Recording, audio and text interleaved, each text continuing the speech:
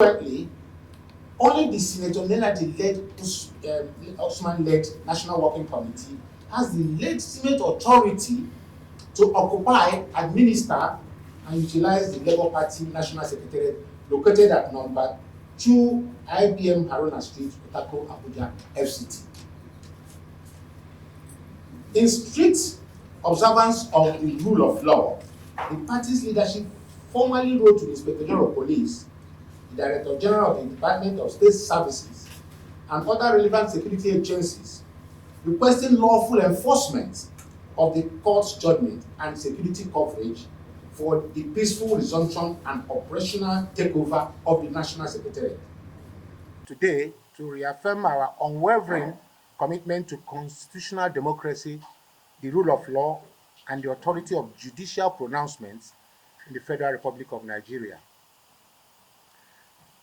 Nigeria is a constitutional democracy governed by laws, not a chaotic arena for impunity, gangsterism, and brigandage, as imagined by Mr. Julius Abure, Mr. Ayo Olorunfemi, and their associates. The supremacy of the Constitution and the finality of judicial decisions remain the bedrock of our republic. For the avoidance of doubt, the Supreme Court of Nigeria, in its judgment delivered on 4th April 2025, in suit number SC/CV/56/2025, conclusively resolved all issues in favor of the appellants, affirming Senator Nenadi Usman as the national chairman and Senator Darlington Wokocha as the national secretary of Labour Party. That position was reaffirmed by the Federal High Court in its judgment and the roll order of 21st January 2026 in suit number FHC/ABJ/CS/2262/2025, which ordered the Independent National Electoral Commission (INEC) to recognize Senator Nenadi Usman and her National Executive Council as the only valid leadership of the Labour Party pending the conduct of a national convention. INEC has complied with these subsisting judgments and formally recognizes the Senator Nenadi Usman-led leadership as the authentic and lawful authority of the party. The legal implication is clear and incontrovertible. As at today, under the Nigerian law, Mr. Julius Abure, Mr. Ayo Olorunfemi, and their business associates are unknown to the Labour Party as leaders. They have no locus, no authority, and no legal standing whatsoever within the party structure. Consequently, only the Senator Nenadi-led Usman-led National Working Committee has the legitimate authority to occupy, administer, and utilize the Labour Party National Secretariat located at number 2 IBM Haruna Street, Otako, Abuja, FCT. In strict observance of the rule of law, the party's leadership formally wrote to the Inspector General of Police, the Director General of the Department of State Services, and other relevant security agencies requesting lawful enforcement of the court's judgment and security coverage for the peaceful resumption and operational takeover of the National Secretariat. Security agencies responded professionally and provided coverage. On Tuesday, 10 February 2026, between 11 a.m.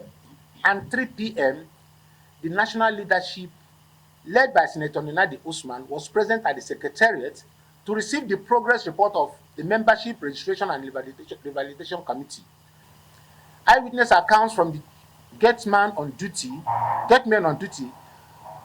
confirmed that the attackers were armed, aggressive, and destructive, and acted at the instruction, orders, and direction of Mr.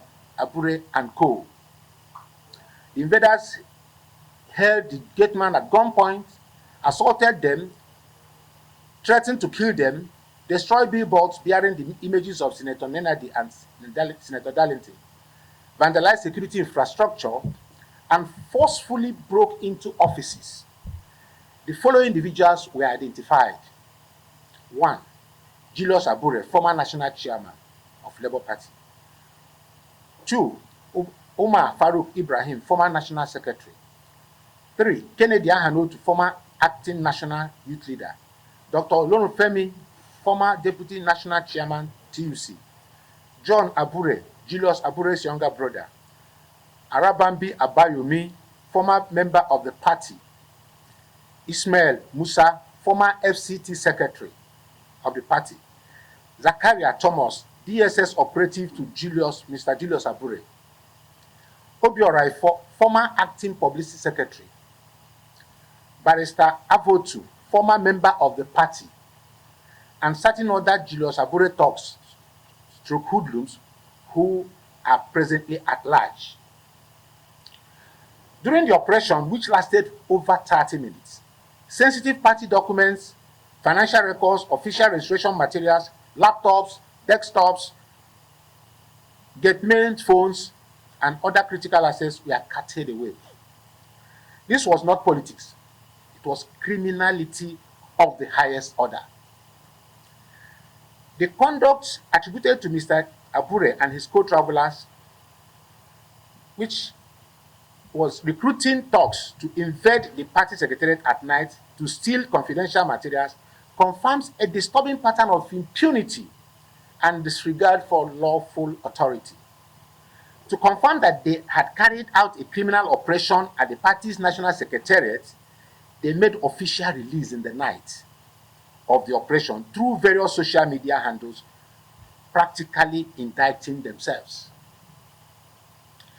Their subsequent press statements, issued from an undisclosed hideout location by Mr. Ayo Olorunfemi, the former deputy national chairman, are a gross representation of facts and constitute continued impersonation in defiance of binding judicial pronouncements and INEC position as a regulator of political party in Nigeria.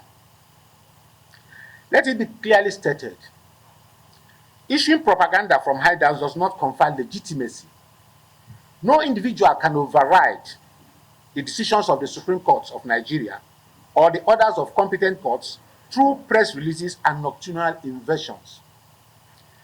As a party, we have formally petitioned the Inspector General of Police demanding immediate investigation, arrest, and prosecution of Mr. Julius Abure and others for criminal trespass, armed robbery, theft, assault, malicious damage, impersonation, contempt of court, conspiracy, and threats to national security.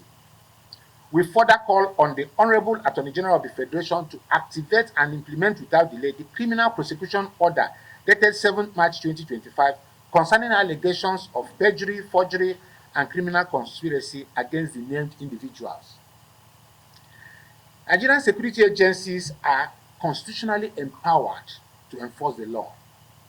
We therefore commend the Nigerian Police Force and other security services for their professional and neutral intervention that prevented further escalation and preserved public order.